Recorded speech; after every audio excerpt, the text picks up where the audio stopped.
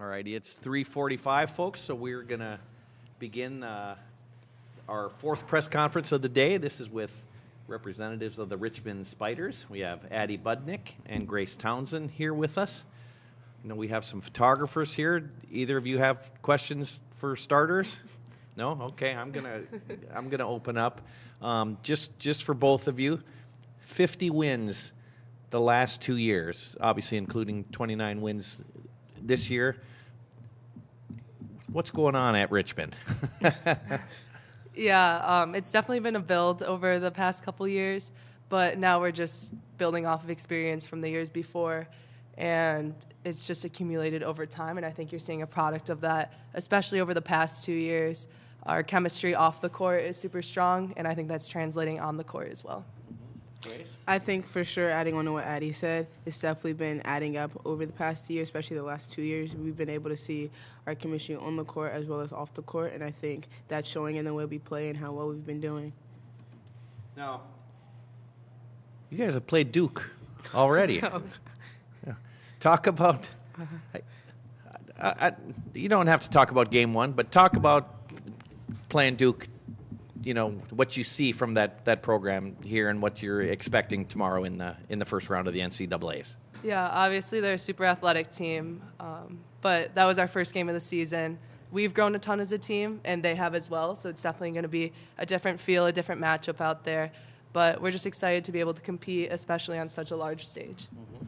Adding on to that, I think they are a very athletic team, but at the same time, like Addie said, they're a different team than they were when we played them in November, as well as we are a different team when we played them in November. So kind of putting what we've added on and what we've learned from it and competing and having a great game tomorrow. Mm-hmm. Now let me ask you, you had 26 wins in the regular season. Without knowing how the at-larges would play out, was there pressure to win the conference tournament even after such a successful regular season? Pressure, I don't know if it was as much pressure as much us coming together and being like, even though we did so well in the regular season, winning the regular season, we still wanted to push forward. We still knew we weren't done yet. Coach Usar relayed that to us, and we were all confident, and we still had more to do. So I don't think it was much pressure. I think is we all wanted it, and we went and got it, and hopefully we keep going with it. Yeah, Addie, you want to comment on the tournament that you just won? There were definitely some big games in the regular season that helped us prepare for where we are now and being able to compete here. I think coming in, it was definitely something on our radar. We didn't talk about it every day, winning a championship, but once we got there, we had full confidence in ourselves. We knew that it was something that we could really do, and we were on a mission that tournament, and we were able to do that. We've got some additional folks in at the press conference. Anyone have questions? If so, we've got a microphone over here. Go ahead. Yeah. Hello, Keelan Harkey, Spider Athletics. Can you guys just touch on like what it means to be here with your senior group, kind of what it means to be playing March Madness with this group, and like kind of the team atmosphere? Yeah, we're all so grateful to be here. This is just an amazing experience, especially just like walking into the hotel yesterday, seeing like all the Spiders everywhere. It's something that we've never experienced, and being able to experience this with a group that's so close, so tight-knit is something that we'll never forget. We're very blessed and grateful to be given this opportunity, but also keep going with this opportunity. I think coming in freshman year, we bought into a vision that we did not see yet, and we put in the hard work adding up over these last 3 years, and I think we're really excited to be here. We're excited to play, and this is an experience not everyone gets in their lifetime, and we're grateful and staying present in that.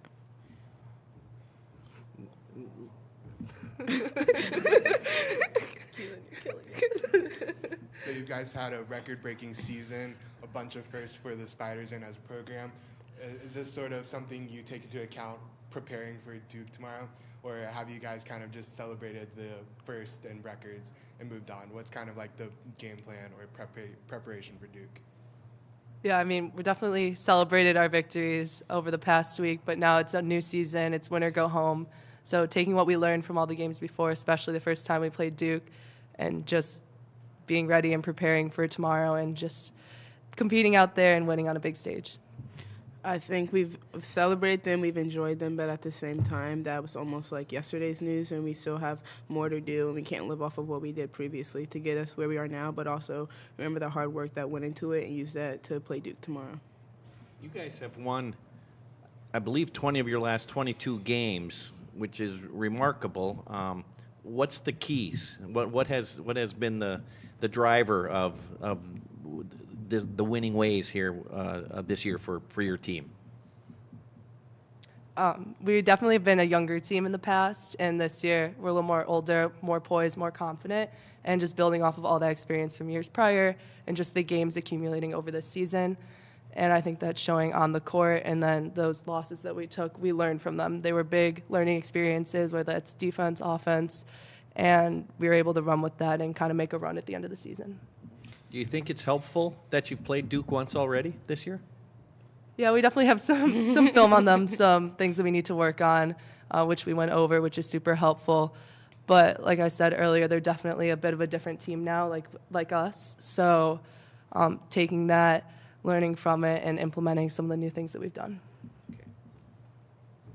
In the front row here.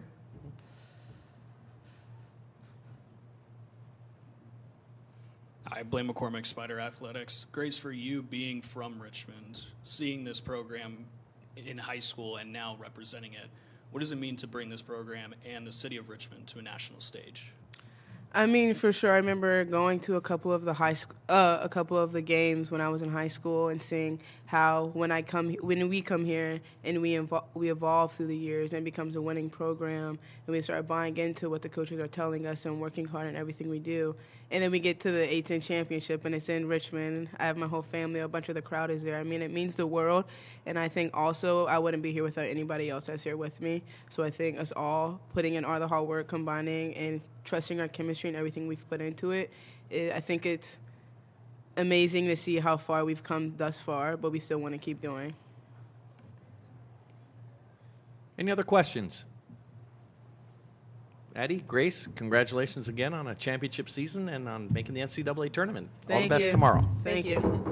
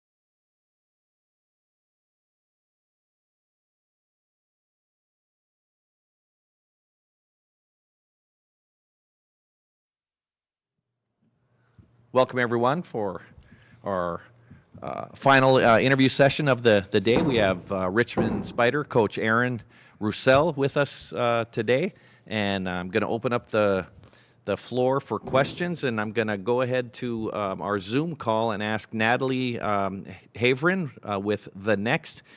Hopefully she can hear me and we can hear her, and we'll give her the opportunity to ask some questions. Natalie, are you there?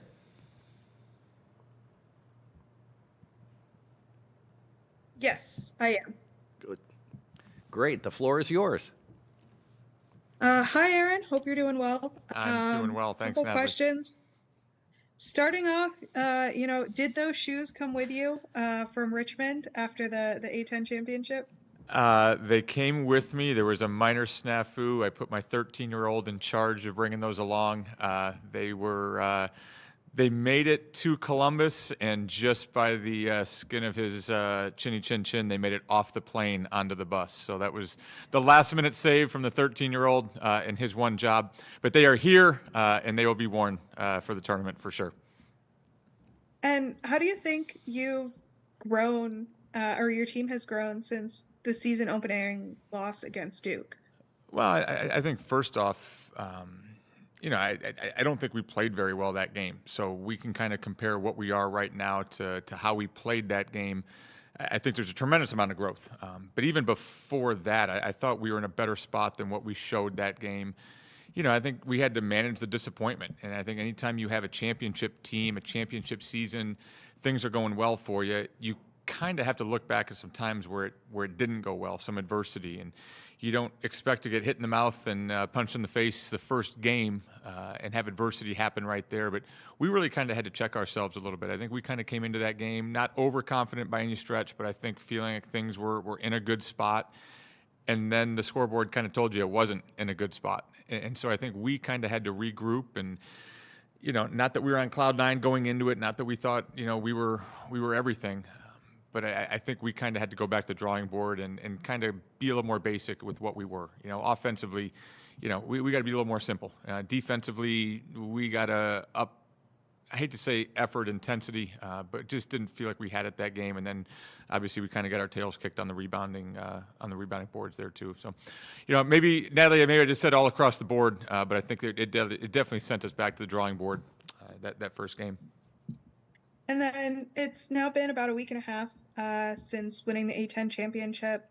How have you and your team spent that time, having a week in between winning and finding out where you're playing, and then kind of a quick week to get to Columbus? Yeah, it was interesting for us. Our players were on spring break. I saw you at the A10 tournament. You look at the scores from those games, and some people are like, oh, yeah, you coasted through that. I didn't feel like we coasted through that by any stretch. There was really, really good teams that we were playing. I thought we played incredibly well, and I thought our kids were very well prepared. They were outstanding during that time, but it still takes a lot on your body, and everything that leads up until that tournament. So there's 3 games in 3 days, all the stresses, everything else that goes into it. All your friends are kind of on a little bit of a vacation and break. So we kept them in town, kind of, I wouldn't say celebrated, but kind of had our feel-good moments, had a couple days of practice. Then we sent them home for a long weekend. Majority of them went home. Just felt like that was a good thing for them to kind of get away, to 4 or 5 months, whatever it had been during the season. So kind of sent them away, and then we regrouped to practice that Sunday ahead of the selection show, and then kind of got back into it. But at the same point, too, you have to be prepared to go up and down here at the end of the week. But at the same point, this has still been 95-plus practices in a season. And so these are not the same practices that they were 3 months ago. This is still, say, easing back into it. But you got to be fresh. I've always felt that, and I thought we were in a really, really good spot with that 2 weeks ago. The fresher team at this time of the year has an advantage, and I think we've done a good job of making sure that we're prepared. The bodies are ready to kind of go up and down the grind of what this weekend will be for us, while at the same point still staying fresh. And then last one for me, what are you doing to make sure that not only you, but also your players enjoy this experience, especially the seniors that have worked 4 years to get to this moment? It's a great question. And I think I've been at different levels and different expectations going into an NCAA tournament. I think the first time at Bucknell was maybe a little bit different, and a lot went into that. But I think I look back at that a little bit and was like, we were prepared, but I think there was still a feeling of happy to be there. And I think when we went in 19 with Bucknell, it was the exact opposite. It was like, hey, we're here. We have a chance to win this thing, and came really, really close to that. This was unique for me, and maybe for our kids in the sense that we had a week off in between. I've never had that week off between winning a championship and then finding out who your next opponent is going to be. So I think just by nature that allowed for a little bit of feel-good moments and celebrating to a certain extent, and not getting too big by any stretch, but this is an incredible experience. These young ladies have looked forward to this, have had this goal literally their entire life. And so you have to have some sort of celebratory moment. You have to let them feel good about this while still preparing for a game. And I think that week allowed that. I think Grace said that earlier today, that it does feel like it was so long ago, right? Like we felt really good about that. We made sure that our kids felt good that this was an achievement. But kind of like the regular season championship, like we kind of said, hey, this is an incredible achievement to win the regular season, the A10. This was an outstanding season for the A10. Celebrate this. This is awesome, but we're going to hit pause right now, and we're going to go attack the A10 tournament. I think we kind of hit that midweek last week too, of like, this was great, right? Everybody's telling us how amazing this is. You guys feel how amazing this is. All right, this is great. Let's hit pause. Let's go take care of some business in the NCAA tournament. You have the rest of your life to feel good about this. Every time you come back for an alumni game, every time, here for the rest of the year, you still will be able to celebrate this. It's not over, but let's hit pause and kind of focus on the tournament. Our kids have been great with that. Obviously, we have an older group, but our kids have been really, really good with that. Natalie, thank you so much for those questions. Coach, I'd like to ask you a couple questions. Do you think has it been helpful, or will it be helpful that you've already played Duke once this year? It will be helpful, and I think we benefited that. Every time you're in a conference tournament, but I think in particular the Rhode Island games. I think obviously you're watching film on Rhode Island for that championship game, trying to prepare. During that window, the fact that you can go back and watch those guys twice playing yourself, I think helps. Now, I think Kara said this too. Like, yeah, we played them this year, but like that was the first game of the year. So in many ways, that was like playing them last year, because all of the prep, everything you're doing is you're preparing on the 22-23 Duke Blue Devils, and kind of you're preparing even yourself for the year before. So I think this has been different in the sense that obviously we haven't.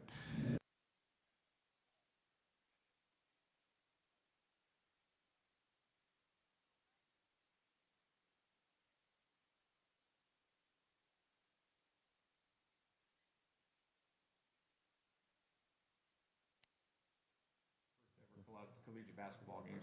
I think it helps as far as scheme-wise. I think it helps from a comfort standpoint.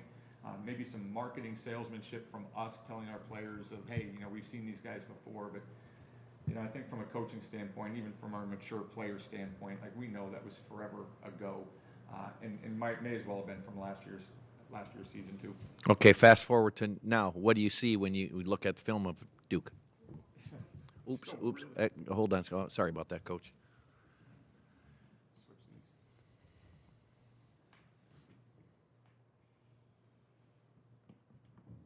Jessica, should we start out with question one? No, I'm kidding. I thought I noticed that with Grace too. We can switch the microphone. Is that a little bit better? With Duke right now, the athleticism hasn't changed since the first time we played these guys. Like, they are just an incredibly athletic team, and that's not the A10 coach sitting up here talking about the ACC and how athletic they're. Like, they're a really, really athletic team for the ACC. Some of the things that they bothered us with the first time, they're bothering top 10 teams in the country with some of the same stuff. And so I think that's going to be a challenge. So I think that part stands out. Kara's always been a tremendous coach in everything, and obviously a tremendous player too. But I've always sensed from the last few years of playing these guys and watching them, they pride themselves on the defensive end of the court. And they were a really good defensive team when we saw them before, but they're doing some of those same things the top 10 teams, like I said, defensively. And so I think that's the first thing that stands out, is just how well they play defensively. On the offensive end, tremendously talented, but they really beat us up on the O boards, and I think they've been doing that to everybody this year. Open up questions for the floor. Anybody on the floor with questions in the front row there? Coach, you mentioned earlier about the veteran presence on your team, but what does it mean to have a lot of girls that have been with you for the past couple of years and now share this moment with them? I think it's great in the sense that they've been through the challenges with me and with us. Not to go on the transfer portal route, but I think we've challenged these guys throughout their time to make them better, to make them stronger. And I think they've been able to develop here at our university and with our coaching staff. So we've had tremendous loyalty, but obviously just the lineage with our assistant coaches that have kind of been here during their whole time from recruiting on. Obviously with me, it's just they're experienced college basketball players, and there's a lot of experienced college basketball players out there. They're experienced college basketball players in our system with our coaching staff. And I'd be the first to tell you we've gotten tremendous boost from that. These guys have played in the same system to a certain extent. I think it was shared with me like 92%, 93% of our minutes on our roster this year are played by kids that have been here the entire time. 95% of our scoring is by, quote, homegrown talent. Every start this season has been from a kid that's been in our program the entire time. So I think we couldn't find anybody, definitely anybody in our conference. We tried to find kind of the top 50. We couldn't find a whole lot of teams, and really didn't find any teams out there in the same boat that just you had that much continuity with your team. When you run an offense like ours and get benefit from just kind of reads and, for as well as we played in the A10 tournament, that was some of that was just hands off, coach. Like, we got this. Like, let's not. Told our coaches that let's not get in their way. There's a couple moments where it's like, I don't got a whole lot to say in this timeout, and it's definitely not us changing anything. These guys are kind of rolling and peaking at the right time, and that comes from experience. But like I said, experience with each other and with our coaching staff, I think has been vital for where we are right now. Any other questions from the press? Another one? Mm-hmm. Kind of following up about the history of this season for you. So many accolades, so many accomplishments for this team individually. But what does it mean to you to have a part in that history? I know a lot of coaches say this, but it just isn't about me. It's not about us. And I think I've said this to some administrators this week. Like, you always want to tell your players how cool this moment can be, how life-changing this moment can be. And it's always, yeah, coach, no, that would be really cool. Like, everybody wants to go to a tournament. That really would be cool. Like, but seeing them get to experience celebrating a championship that night, like telling them, hey, man, like, this is going to change your relationship with each other. Like, this is like a blood sisterhood that changes. My relationship with you guys changes when you're champions. Oh, yeah, coach, that all sounds great, but you don't ever get to feel it until you feel it. Our kids walking into the locker room here, walking into the hotel yesterday, like, it's just that big time moment that, like Grace said, not everybody gets to experience this. Everybody says they had a great experience. Everybody gets to, you don't have to win a championship to have a great college sports experience. But when you get to have a championship, like, that changes everything. And I told them that, I think the Saturday after the semifinal, allow yourself 5 minutes to think about the coolest day of your life, because that's going to be tomorrow. And then we're going to focus on what it takes to get there. And then Sunday was like, this is about to be the coolest day of your life. And then at the end of the game, for them to be like, coach, this was incredible. This is the coolest thing that's ever happened to me. Like, that's just, so I think it's not so much about me. And I don't mean to be like been there, done that, because it's still always cool as a coach anytime you can do that. But you just wanted so badly, so desperately for those kids to experience this.